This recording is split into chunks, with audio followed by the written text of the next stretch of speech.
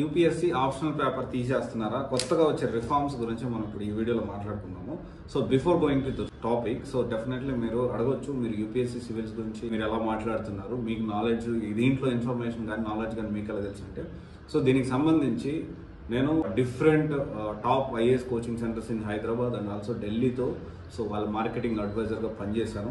At the same time చాలా మంది IAS IPS లేకపోతే కాబోయే ఎవరైతే ఉన్నారో ఐఏఎస్ యూపీఎస్సీ సివిల్స్ ర్యాంకర్స్ ఎవరైతే ఉన్నారో వాళ్ళందరితో కూడా ఇంటరాక్ట్ అవ్వడం జరిగింది యూపీఎస్సీ భవన్ దగ్గర. ఎవరైతే మెయిన్స్ అయిపోయి ఫైనల్ ఇంటర్వ్యూ అయిపోయి అంటే ఇంటర్వ్యూ క్యాండిడేట్స్ ఎవరైతే ఉన్నారో వాళ్ళందరితో అసలు వీళ్ళ ఇంటర్వ్యూ ఎక్స్పీరియన్స్ ఎలా ఉంది, వీళ్ళు ఎలా ప్లాన్ చేసుకున్నారని చెప్పి చాలా మందిని కలిశాను. డెఫినెట్లీ యూపీఎస్సీ భవన్ ఢిల్లీ దగ్గర ఉండి ఎవ్రీడే నేను అక్కడ ఉండి చాలా ఇన్ఫర్మేషన్ కూడా గ్యాదర్ చేశాను. ఎందుకంటే ఇంకొక విషయం ఏంటంటే ఐఏఎస్ కోచింగ్ సెంటర్స్ ఎలా ఉండాలి ఏంటి అనేది దాన్ని బట్టి నాకు అర్థమైంది. ఆ తర్వాత నేను హైదరాబాద్ వచ్చి మళ్ళీ అందరిని రివ్యూ చేయడం కూడా జరిగింది, ఆ వీడియోస్ కూడా జరిగినాయి.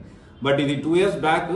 నౌ ఐ హ్యావ్ రీస్టార్టెడ్ అనమాట. యూపీఎస్సీ సివిల్స్ మీద ఖచ్చితంగా ఫోకస్ చేయాల్సిన అవసరం అయితే ఉంది. ఎందుకంటే కమింగ్ డేస్లో చాలా చేంజెస్ జరగబోతూ ఉన్నాయి అండ్ చాలా మందికి ఇన్ఫర్మేషన్ అనేది ఖచ్చితంగా తెలియాలి అండ్ అప్కమింగ్ జనరేషన్కి, అప్కమింగ్ ఆస్పిరెంట్స్కి అండ్ ప్రతి మూలలో. ఎందుకంటే తెలుగులో రివ్యూస్ కానివ్వండి, ఐఏఎస్ కోచింగ్ సెంటర్స్ రివ్యూస్ ఇచ్చేవాళ్ళు కానివ్వండి, తెలుగులో ఈ coaching centres civils coaching centres information ఇచ్చేవాళ్ళు అంతా ఎవరు లేరు. దానికి సంబంధించే మనం ఖచ్చితంగా, ఎందుకంటే ఈ జోనర్లో ఉండాలి, ఖచ్చితంగా మనం స్టూడెంట్స్ హెల్ప్ చేయాలనే ఉద్దేశంతోనే నేను మళ్ళీ స్టార్ట్ చేయడం జరిగింది. ఇక్కడ ఈ వీడియోలో మనకి కొన్ని రిఫార్మ్స్ అనేవి వచ్చాయి. అంటే యూపీఎస్సీకి సంబంధించి బోర్డు అనేది కొన్ని మార్పులు చేర్పులు అనేవి చేయడానికి సంసిద్ధమైంది ఆఫ్టర్ ఎలక్షన్ అని చెప్పి. ఇది అన్అఫీషియల్ ఇన్ఫర్మేషన్ అయినప్పటికీ చాలా యూపీఎస్సీ మాజీ చైర్పర్సన్స్ కానివ్వండి, చాలా అథెంటికేషన్గా ఈ ఇన్ఫర్మేషన్ అయితే వచ్చింది. దీనికి సంబంధించింది ఆల్రెడీ అందరూ కూడా మాట్లాడుతూ ఉన్నారు.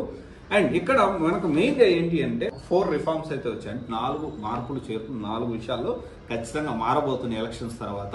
ఇది మనం వింటే దీనివల్ల మనకు అడ్వాంటేజ్ ఏంటి, డిసడ్వాంటేజ్ ఏంటి కూడా మనకు అర్థమైపోతుంది.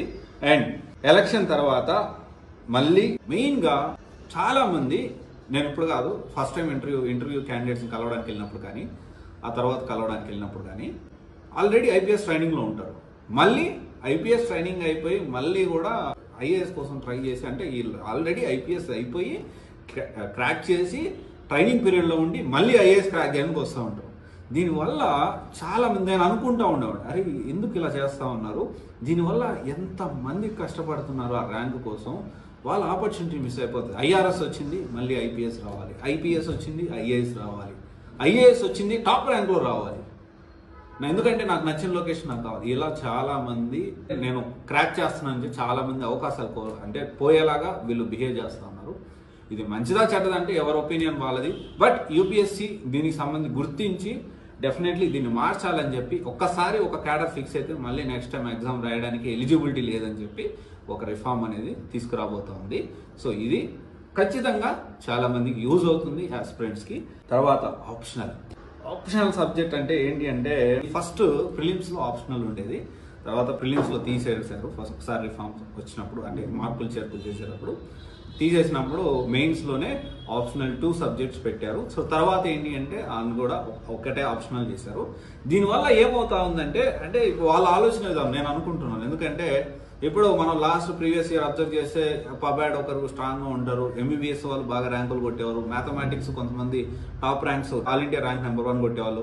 ఇలా ఏంటి అంటే వాళ్ళ టాలెంట్ అనేది, అంటే ఇప్పుడు ఒక జోనర్లో చాలా స్ట్రాంగ్ ఉండొచ్చు, బట్ అలా కాకుండా ఇక్కడ సంథింగ్ మిస్ అవుతా ఉంది, అందరూ కూడా ఒకటే ఎగ్జామ్ రాయాలి అనే విధంగా ఆప్షనల్ తీసేసి ఒక కొత్త న్యూ పేపర్ని అందరూ ఖచ్చితంగా అది రాసే దాన్ని బేస్ చేసుకునే మనకి రిజల్ట్స్ అనేవి ఉంటాయి. అలాగా కొత్త పేపర్ ఒకటి ప్లాన్ చేస్తూ ఉన్నారు. ఇది ఇంకొక రిఫార్మ్. అండ్ డెఫినెట్లీ ఇంకొకటి లాస్ట్లో ఉంది, ఏజ్ గురించి. ఏజ్ తగ్గించబోతూ ఉన్నారు, దాని గురించి మాట్లాడుకుందాము. అది చాలా ఇంపార్టెంట్. దాని గురించి మాట్లాడుకునే ముందు ఇంకొక రిఫార్మ్ గురించి మనం మాట్లాడుకోవాలి. అండ్ ఇక్కడ కొత్త సబ్జెక్ట్ ఒకటి యాడ్ చేస్తూ ఉన్నారు. అదేంటి అంటే administration, political science, public administration, law, revenue, legal system, ఇవన్నీ అంటే ఒక సిస్టమ్ని రన్ చేయడానికి, పబ్లిక్ ఏదైతే ఉన్నారో ఆ అడ్మినిస్ట్రేషన్ అనేది ప్రాపర్గా చేయడానికి అన్నీ కలిపి ఒక సబ్జెక్ట్ లాగా ఒక కొత్త సబ్జెక్ట్ కూడా యాడ్ చేయబోతున్నారు అయితే ఇన్ఫర్మేషన్ అయితే వచ్చింది. అండ్ ఇంకొక చాలా జీవితాలు తలరాతలు కోచింగ్ సెంటర్ల రాతలు కూడా మారే, అంటే కోచింగ్ సెంటర్ల రాతలు ఎందుకు మారుతాయండి మీరేం మాట్లాడుతున్నారంటే, మన వాళ్ళు మెయిన్గా ఏంటంటే ఏం చేస్తారంటే 9 months 10 months కోచింగ్ ఉంటుందండి జిఎస్. మామూలుగా ఏంటి 9 to 10 months అనేది మనందరికి తెలిసే విషయం. ఆప్షనల్ ఒక 3 నుంచి 4 నెలలు. కానీ ఫస్ట్ అటెంప్ట్లో వీళ్ళు ఎలా ప్రమోట్ చేసుకుంటారు అంటే, ఫస్ట్ అటెంప్ట్లో కొట్టేశాడు, కానీ దానికి ఫస్ట్ అటెంప్ట్ రాసి ఉండొచ్చు మేబీ, దానికి ముందు ఎన్ని సంవత్సరాలు కష్టపడ్డారనే విషయం చెప్పరు. ఇంకొంతమంది ర్యాంకర్స్ చెప్పొద్దు కానీ వీళ్ళు చాలా మంది దగ్గర సపోర్ట్ తీసుకొని ఉంటారు, కోచింగ్ తీసుకొని ఉంటారు, మెంటరింగ్ తీసుకొని ఉంటారు, ఆన్సర్ పేపర్ ఆన్సర్ రైటింగ్ రాస్తుంటారు, మెయిన్స్ ఆన్సర్ రైటింగ్ రాస్తుంటారు, అండ్ ఇంటర్వ్యూ గైడెన్స్ తీసుకుంటారు. కానీ బయటికి వన్స్ ర్యాంక్ వచ్చిన తర్వాత నేను ఎవరు సపోర్ట్ తీసుకోలేదు. సో చాలా మంది ఉన్నారు, నేను వాళ్ళని క్రిటిసైజ్ చేయట్లేదు. అండ్ ఈ వీడియో చూసినా కానీ ఒకవేళ వాళ్ళు రియాక్షన్ అయినా కానీ పర్వాలేదు. ఎందుకంటే ఒకవేళ ఒక గురువు దగ్గర మనం విద్య నేర్చుకున్నప్పుడు నేను నేర్చుకున్నాను నలుగురికి నిజం చెప్పడం తప్పే లేదు.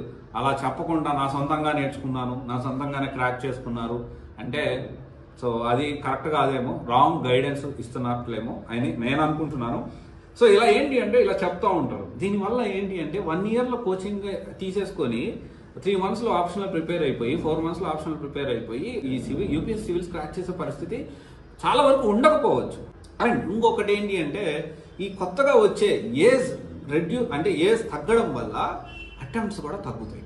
ఎట్లా అంటే ఇంతకుముందు ఎలా ఉండేది 32 years వరకు జనరల్కి ఉండేది, తర్వాత వచ్చేసి ఓబీసీకి 35, 32+3, ఎస్సీ ఎస్టీకి 32+5 అన్లిమిటెడ్, అండ్ మళ్ళీ ఈ ఫిజికల్లీ హ్యాండిక్యాప్ డెఫ్ డమ్ వాళ్ళకి మాత్రం దాదాపు 10 years 42 years వరకు వాళ్ళకి ఎలిజిబిలిటీ ఉండేది అన్లిమిటెడ్. అయితే ఇప్పుడు కొత్తగా ఎగ్జాక్ట్ ఏజ్ అయితే కరెక్ట్గా ఇప్పుడు చెప్పట్లేదు కానీ అప్రాక్సిమేట్లీ 26 నుంచి 28 వరకు తగ్గేదానికి ఛాన్స్ ఉంది. ఓపెన్ కేటగిరీ జనరల్ కేటగిరీ, తర్వాత ఓబీసీకి దాని ప్రకారం ఈ 26+3 అండ్ ఎస్సీ ఎస్టీకి 26+5 ఇలా చేంజెస్ అయితే జరిగేదానికి ఛాన్సెస్ ఉన్నాయి.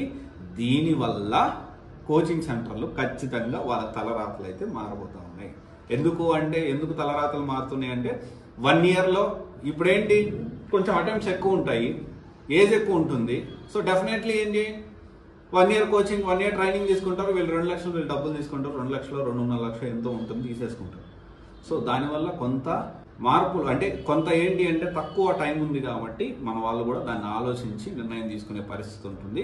అండ్ ఇంకొకటి వచ్చేసి ఏంటి అంటే లాంగ్ టైం అంటే బీటెక్, ఒకవేళ బీటెక్లో జాయిన్ అయ్యారు అనుకోండి, డిగ్రీలో జాయిన్ అయ్యారు అనుకోండి, ఎవరైతే డిగ్రీ ఫస్ట్ ఇయర్ నుంచి బీటెక్ ఫస్ట్ ఇయర్ నుంచి లేకపోతే వాడు నిజంగా రియల్గా చిన్నప్పటి నుంచి వాడి కళ అయితే ఇంటర్ ఫస్ట్ ఇయర్ నుంచి ఎవరైతే ప్లాన్ చేసుకుంటారో వాళ్ళు ఖచ్చితంగా కమింగ్ డేస్లో సివిల్స్ ఎక్కువ క్రాక్ చేసేది, ఎక్కువగా ముందు నుంచి దూరదృష్టి ఉండి ప్లాన్ చేసుకున్న వాళ్ళు ఎవరైనా ఉంటే వాళ్ళు మాత్రమే క్రాక్ చేసే పరిస్థితి అయితే ఉండబోతా ఉందని ఈ వచ్చిన రిఫార్మ్ వల్ల మనం మాట్లాడుకోవచ్చు. ఇది ఎలక్షన్ తర్వాత దీని గురించి నోటిఫికేషన్ రావచ్చు. ఒకవేళ కొంచెం లేట్ అయినా నెక్స్ట్ 1-2 yearsలో ఖచ్చితంగా కొంత ఎగ్జామ్షన్ ఇచ్చిన, ఇప్పుడు ఉన్న వాళ్ళు కొంత ఎగ్జామ్షన్ ఇచ్చిన 1-2 yearsలో ఖచ్చితంగా ఇవి ఇంప్లిమెంట్ అయ్యే ఛాన్సెస్ ఉన్నాయి. ఇంకా కూడా రిఫార్మ్స్ అనేవి కొత్తగా మారేదానికి, మార్పులు చేర్పులు చేయడానికి యూపీఎస్సీ బోర్డ్ సంసిద్ధమైందనే మనం తెలుసుకోవాలి. కొత్తగా యూపీఎస్సీ సివిల్స్ ప్రిపేర్ అవ్వాలి 10th అయిపోయిన తర్వాత నుంచి వాళ్ళు ఇప్పటి నుంచి ఆలోచించడం అనేది ఖచ్చితంగా ఎంతైనా అవసరం ఉంది అనేది నా opinion. At the end of the day ఆలోచించి నిర్ణయం తీసుకోండి, తొందరపడద్దు. డెఫినెట్లీ లైఫ్కి సంబంధించిన విషయం, ఖచ్చితంగా ఆలోచించి నిర్ణయం తీసుకోండి. All the best.